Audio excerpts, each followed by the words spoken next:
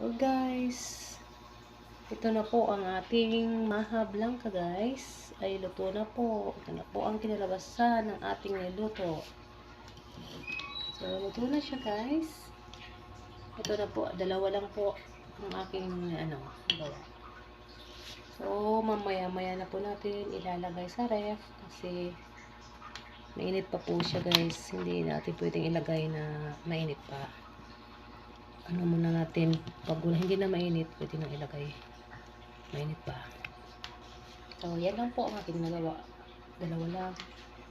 So, ito po ay ating dadalhin doon sa Naik. Doon po kami mag-New Year sa aking kapatid. So, ito lang po ang aking luto dito sa bahay. Tapos, dadalhin natin doon guys. Yan po.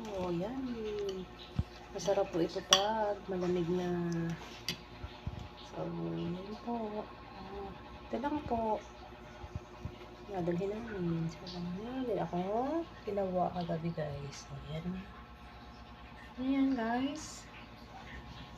Ayan. Ang paswerte yaw, sabi nila guys.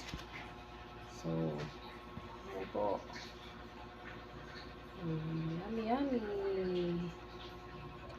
Pag lumamig na ang maha ay ito'y masarap guys.